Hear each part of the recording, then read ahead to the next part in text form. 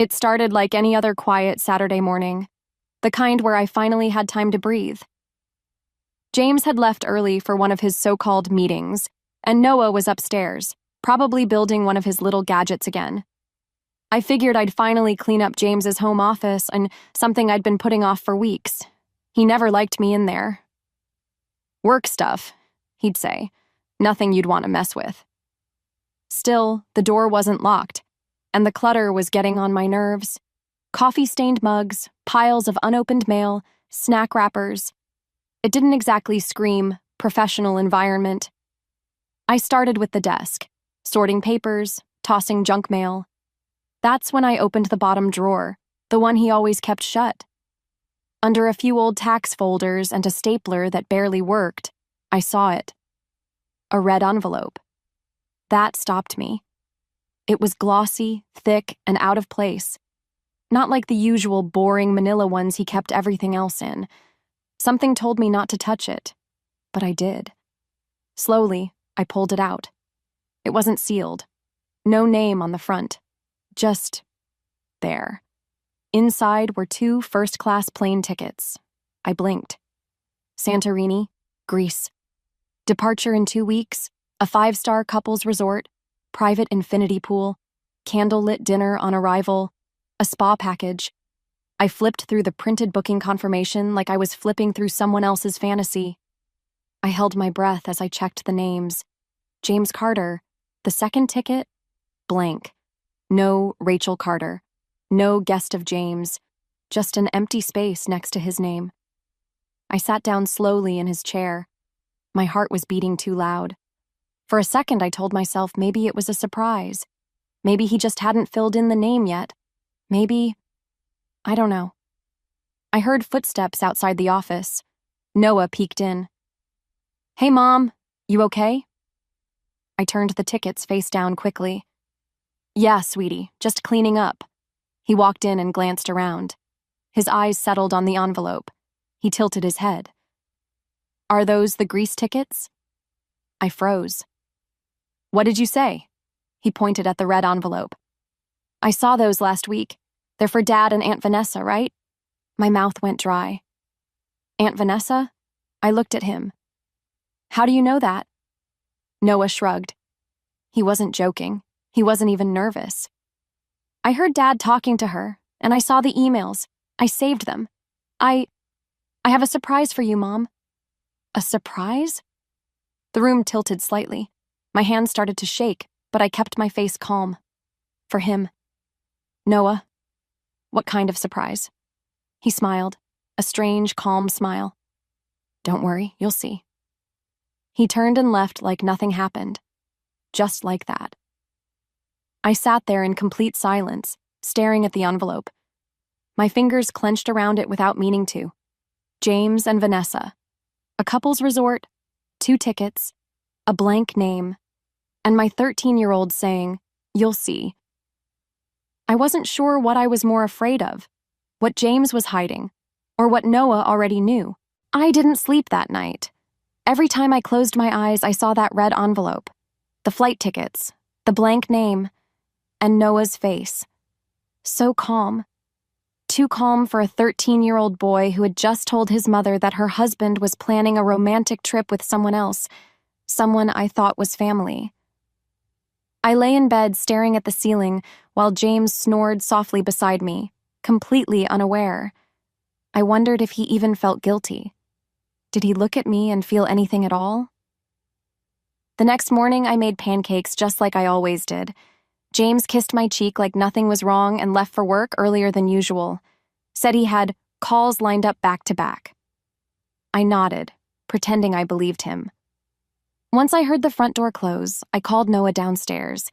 He appeared a few minutes later, still in his pajamas, hugging the tablet he never went anywhere without. He sat across from me at the kitchen table, munching on a pancake like we were about to talk about homework. I pushed my plate aside. "Noah," I said quietly, "yesterday, what you said about the tickets and Aunt Vanessa." He didn't look surprised. He just swallowed, wiped his mouth, and nodded. "Yeah," he said. "I knew you'd want to know." You said you've heard things. Emails? He leaned back in his chair like he'd been waiting for this. A while ago, I noticed Dad was acting weird. He was smiling at his phone a lot. Then Vanessa started coming over more, even when you weren't home. I didn't like it. Something felt off. His voice didn't shake. He was calm, like he'd practiced this moment a dozen times in his head. I saw a message pop up on his phone once, he continued. It said, "Can't wait to have you all to myself in Greece." I remembered it because of the country. I'd just done a school report on it. I blinked hard, trying to process that. You read their messages? He nodded. Only once or twice, but then I started paying attention. She always hugged him longer when she thought no one was looking. And once, when I walked into the living room, they were sitting on the couch. Too close, like really close. I clenched my jaw. Why didn't you say anything sooner? He looked down. I didn't want to hurt you unless I was sure, and I didn't know what you'd do. So I started saving things, just in case. My chest tightened. My son, my baby, had been silently protecting me while I was too blind to see what was happening in my own house. What do you mean, saving things? I asked carefully. He glanced toward his tablet. I'll show you, but not now. I want you to be ready. It's a lot. His words felt heavier than they should have for someone his age. I stared at him for a moment. Noah, what do you mean, you want me to be ready? He shrugged. I've been keeping track of stuff, not just messages. Other things, videos. You need to see them all at once, but I promise, what I show you will make everything make sense. Something in his tone sent a chill down my back. He wasn't doing this out of curiosity or mischief. He was doing this because he genuinely wanted to protect me, to give me the truth. I reached out and took his hand. You've been really brave. I'm proud of you. He looked up, surprised. You're not mad? Mad? I shook my head. No, I'm hurt. But not at you. He let out a small breath, then gave me a tiny smile. I'm going to get everything ready, he said, standing up.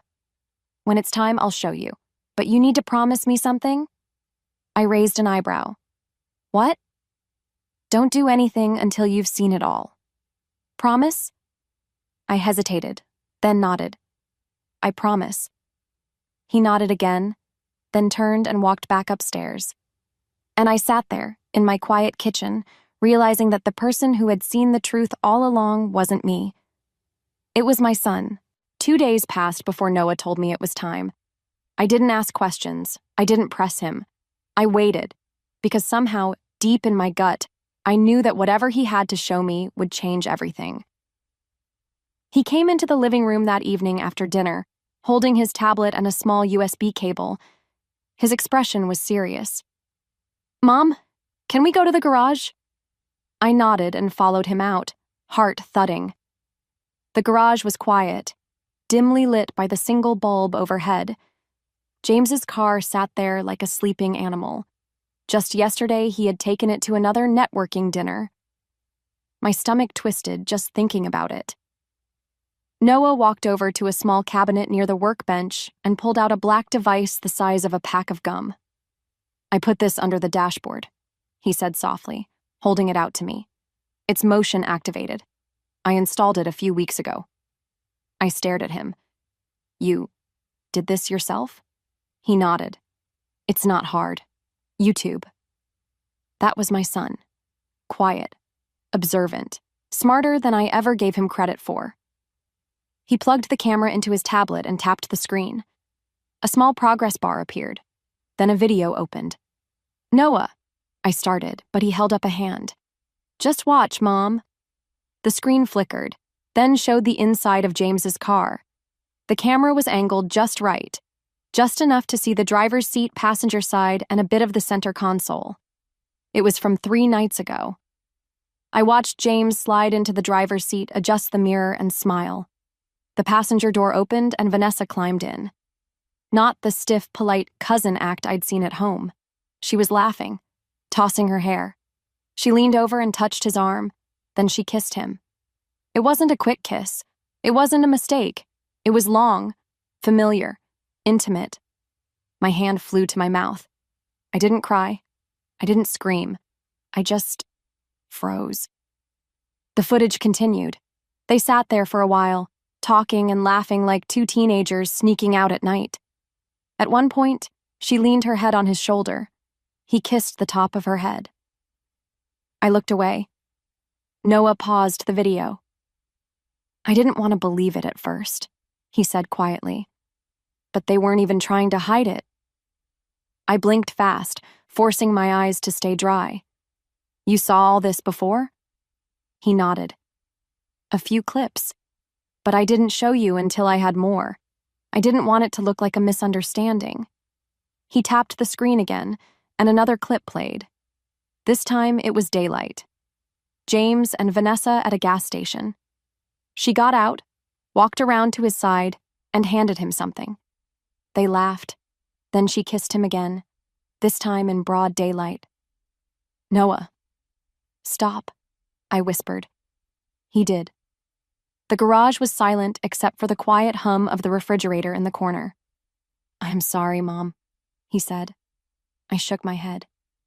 You didn't do anything wrong. He looked at me, unsure. I didn't know if I should tell you. I didn't want to hurt you. You didn't hurt me, I said. They did.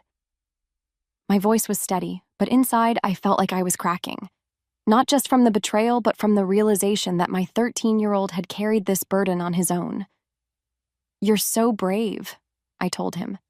And smart. Smarter than both of them. He didn't smile. Instead, he said, That's not the surprise I told you about, that's just part of it.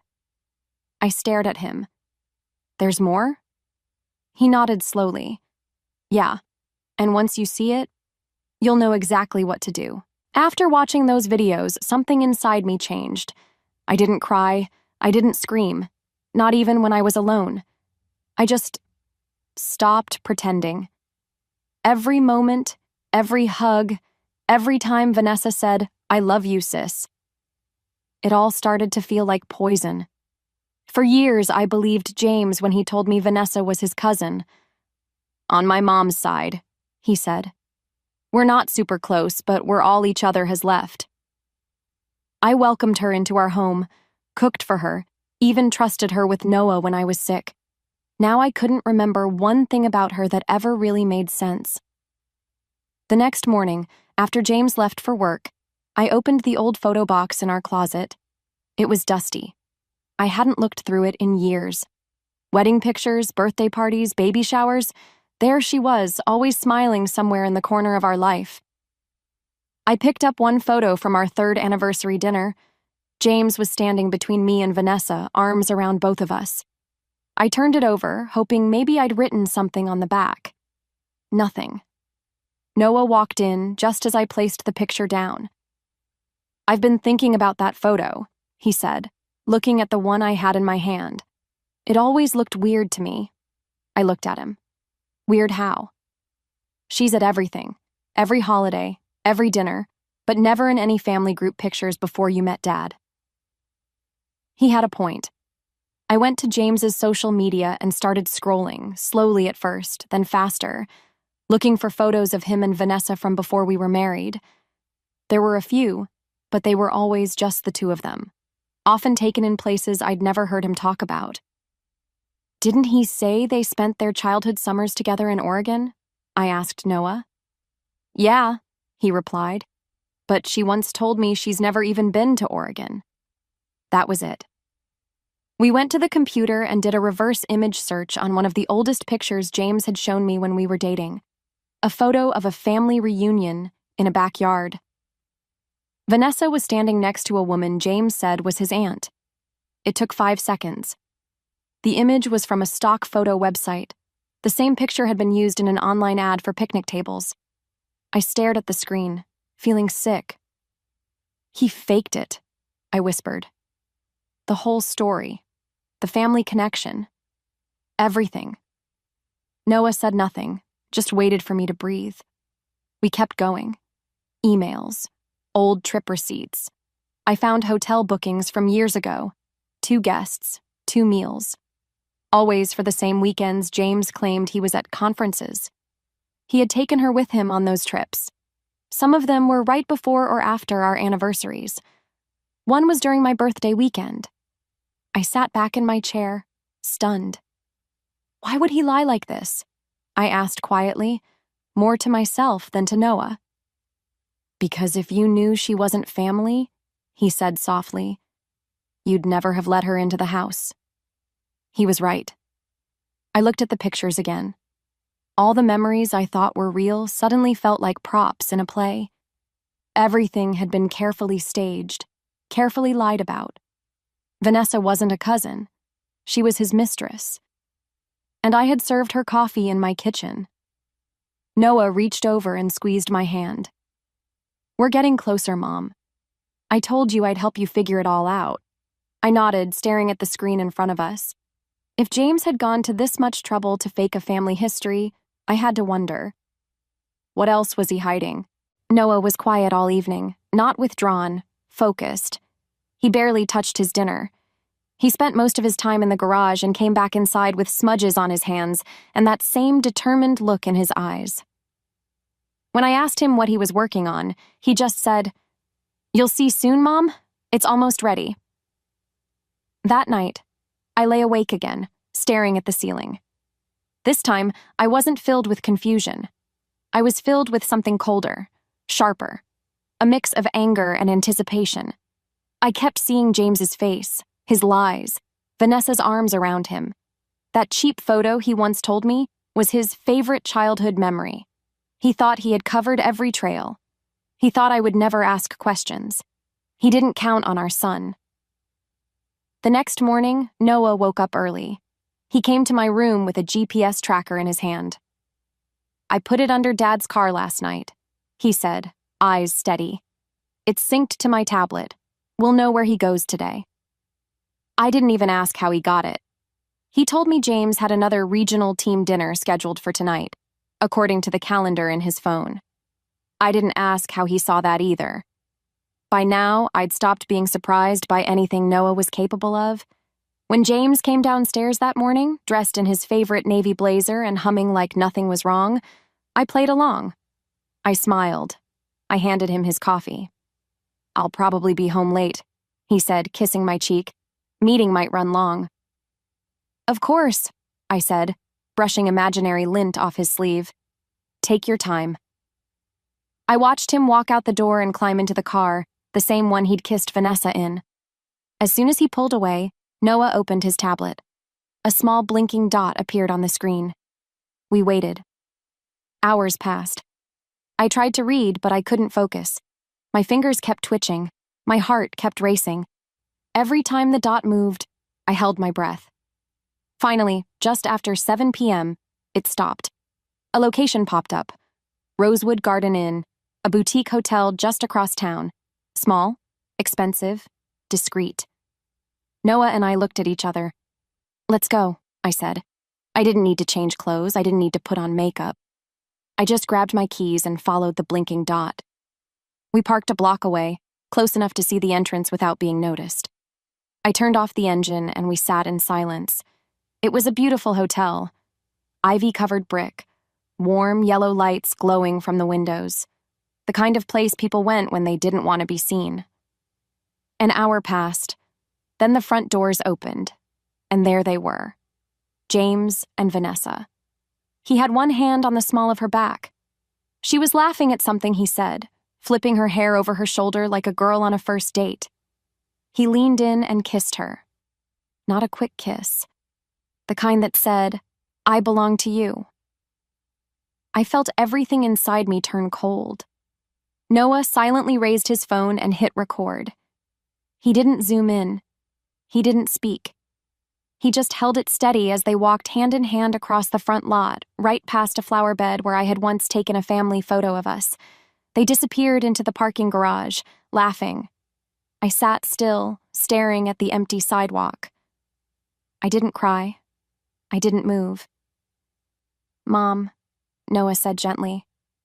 "We got what we needed." I nodded. But I wasn't done. Not yet. As we pulled away, Noah turned to me. There's one more part to the surprise, but I need you to wait until your birthday. My birthday? He nodded. You'll understand then. I didn't ask what it was, because by now I trusted him completely. My birthday came faster than I expected. James acted like nothing had changed. He brought me flowers in the morning, yellow roses, my favorite.